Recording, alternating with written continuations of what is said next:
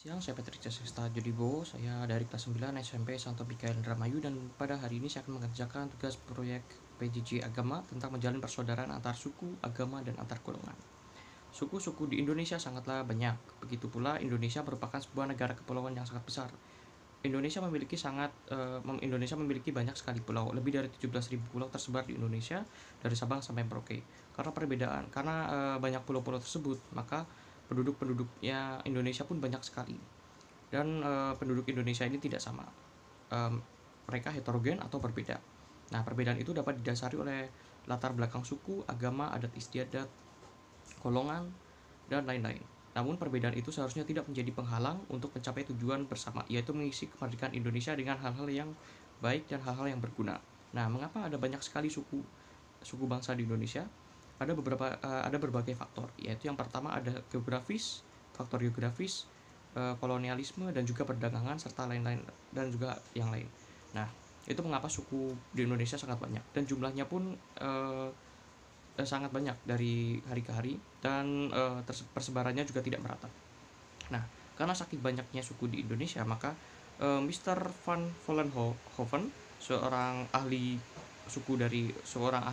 adat Indonesia, mengklasifikasikan 19 lingkaran hukum adat atau suku bangsa, yaitu yang pertama ada Aceh, yang kedua Gayo, Alas, dan Batak, yang ketiga Minangkabau, yang keempat Sumatera Selatan, yang kelima Melayu, keenam Bangka dan Belitung, yang ketujuh Kalimantan, kedelapan Minahasa, dan kesembilan Gorontalo, serta ada Toraja, Sulawesi Selatan, Ternate, Ambon, Timor, Irian Jaya, Bali dan Lombok, Jawa, Yogyakarta, dan Jawa Barat. Mr. Van Vollenhoven ini merupakan seorang dari Belanda, akan tetapi dirinya tertarik untuk pelajari suku dan budaya bangsa di Indonesia. Banyak sekali suku di Indonesia, sehingga Mr. Van Vollenhoven mengklasifikasikan suku ini menjadi 19 lingkaran hukum adat, atau yang disebut dengan adat Rijkringen. Nah, banyak sekali suku bangsa di Indonesia.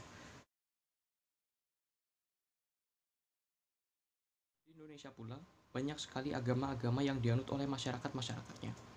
Pemerintah sendiri menetapkan adanya enam agama di Indonesia, yaitu agama Islam, Kristen, Katolik, Hindu, Buddha, dan juga Konghucu. Setiap warga negara Indonesia pasti memeluk agamanya masing-masing.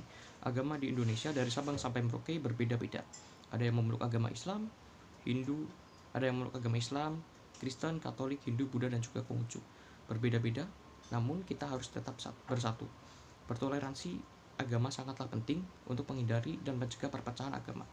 Sangat berbahaya jika ada konflik agama, karena itu dapat memecah belah kedaulatan bangsa. Oleh sebab itu, kita dituntut untuk bersatu dan juga bertoleransi. Dan ini dia adalah sebuah foto keragaman agama yang ada di Indonesia.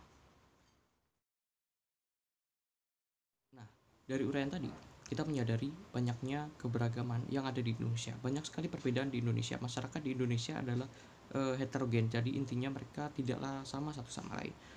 Ada perbedaan-perbedaan yang melatar belakangi masyarakat Indonesia banyak, diantaranya perbedaan agama, suku, budaya, dan sosial, serta antar golongan. Nah, dengan perbedaan ini timbullah sebuah pertanyaan, bagaimana cara kita untuk hidup rukun dan mengembangkan kebersamaan bersama kita semua, karena kita ini kan berbeda. Bagaimana caranya? Nah, ada beberapa usaha yang dapat kita lakukan untuk menjalin kerjasama dan juga kerukunan antar umat beragama, suku, budaya, dan antar golongan yang berbeda. Nah, cara pertama adalah toleransi. Toleransi ini merupakan sebuah akar utama, fondasi utama, dan juga penyusun utama dari sebuah kehidupan yang rukun, harmonis, dan juga penuh kedamaian antar umat beragama, antar suku, antar budaya, dan juga antar golongan. Tanpa adanya toleransi ini, kita pasti sudah terpecah belah, dan pasti hidup kita bernegara sudah tidak rukun, karena orang-orang di Indonesia memiliki perbedaan, baik itu perbedaan agama, suku, budaya, maupun antar golongan. Nah, dengan toleransi inilah yang menyatukan kita untuk saling bekerja sama. Kita harus bertoleransi dengan orang lain, baik yang berbeda suku, agama, budaya, dan juga antar golongan, supaya kita dapat bekerja sama dan juga dapat hidup dengan penuh kasih dan damai. Nah, selanjutnya yang kita dapat lakukan adalah saling menghargai. Saling menghargai satu sama lain itu sudah diajarkan sejak kita kecil. Kita harus menghargai orang-orang di sekitar kita. Kita harus menghargai semua orang, tidak membeda-bedakan semua orang. Semua orang harus kita hargai, baik yang berbeda suku, bangsa, budaya, dan antar golongan kita harus hargai mereka semua. Dan yang ketiga, membantu satu sama lain. Nah, pada dasarnya ini manusia tidak dapat hidup sendiri. Manusia senantiasa membutuhkan orang lain dalam hidupnya untuk membantu mereka. Nah, sama kita juga, jika kita dalam suasana yang susah atau dalam keadaan yang susah, maka kita akan membutuhkan orang lain. Begitulah, kita harus membantu juga orang lain supaya orang lain tersebut lepas dari kesusahan ataupun keterpurukannya. Nah, kita harus saling membantu orang lain. Kita harus tingkat tangan tanpa memandang perbedaan. Jangan kita pandang perbedaan itu. Kita harus membantu sama kita manusia. Selanjutnya, tidak saling menjatuhkan. Nah, sebagaimana mestinya seorang saudara, maka kita tidak boleh untuk saling menjatuhkan. Terutama untuk membuat keberagaman di Indonesia tetap berjalan. Di negara yang lain tentu tidak memiliki keberagaman yang begitu banyak. Namun di Indonesia tidak begitu. Tugas masyarakat Indonesia saat ini cukup berat, yaitu menjalin keberagaman. Kita harus saling menjalin keberagaman dan tidak saling menjatuhkan. Kita tidak boleh saling menjatuhkan sama kita manusia, dan kita harus senantiasa menjunjung tinggi mereka semua tanpa memandang perbedaan agama, sosial, antar golongan maupun suku dan budaya. Nah, itulah beberapa hal yang dapat kita lakukan untuk menjalin kerukunan budaya, agama, dan juga antar golongan. Salah satu contoh kerukunan dan kerjasama antar agama, budaya, suku, dan juga golongan dapat dilihat pada Perang Surabaya pada tanggal 10 November 1945-1946. Pada perang tersebut, ada Inggris yang datang ke Surabaya diponcingi dengan nikah, maka bangsa Indonesia tidak terima. Pemuda-pemudi Surabaya pun terjun langsung untuk berperang dengan mereka. Saat berperang, mereka mengesampingkan perbedaan budaya, agama, suku, dan antar golongan untuk merebut kemerdekaan kembali. Saya akan membahas tentang gereja dan Tuhan Yesus, tentang toleransi. Gereja Indonesia ada dan tumbuh di tengah-tengah masyarakat yang majemuk, masyarakat yang terdiri dari berbagai suku, agama, ras, dan juga antar golongan. Keberagaman kerap menjadi sumber persoalan dalam kehidupan masyarakat Indonesia. Ujaran kebencian dan atas nama agama, suku, dan kepercayaan, juga aksi berbagai intoleransi menjadi pekerjaan rumah tangga yang mendesak untuk diselesaikan saat ini. Indonesia yang berdiri di atas kebinekaan menghadapi tantangan berat untuk terus maju dan bertumbuh sebagai negara yang merdeka. Toleransi adalah sikap dan praktek hidup yang sangat dibutuhkan di tengah masyarakat majemuk. Toleransi merupakan nyawa dan roh keberagaman. Orang Kristen dan Katolik sebagai salah satu bagian tidak terpisahkan dalam masyarakat majemuk wajib hadir dan memberikan sebuah kontribusi dalam pengapanyakan serta mengembangkan praktek hidup toleransi. Nah, gereja di Indonesia ada dan tumbuh di tengah-tengah toleransi, ada di tengah-tengah masyarakat yang majemuk. Artinya agama di Indonesia itu tidak hanya agama Katolik saja, akan tapi banyak sekali agama di Indonesia. Nah, bagaimana gereja menyikapi hal ini? Gereja Katolik sendiri menyikapi kalau keberagaman dan multikulturalisme yang ada di Indonesia itu harus dibiarkan. Maksudnya dibiarkan itu adalah harus tetap tumbuh dan berkembang. Dan gereja juga mengajarkan toleransi seperti juga Yesus sebagai junjungan dan Allah kita juga mengajarkan toleransi. Apa contohnya jika Yesus mengajarkan toleransi? Yang pertama dapat kita lihat di mana pribadi Yesus yang mengasihi sama manusia.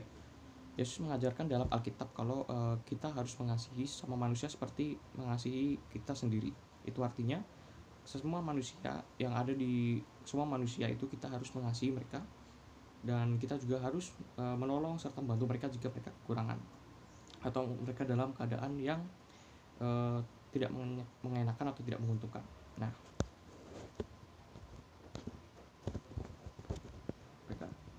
pengajaran Tuhan Yesus untuk mengasihi sesama berulang kali dicatat di dalam Injil. Perintah untuk mengasihi sesama merupakan salah satu pusat dan juga konsentrasi pengajaran Tuhan Yesus dan pelayanannya semasa hidup di dunia ini.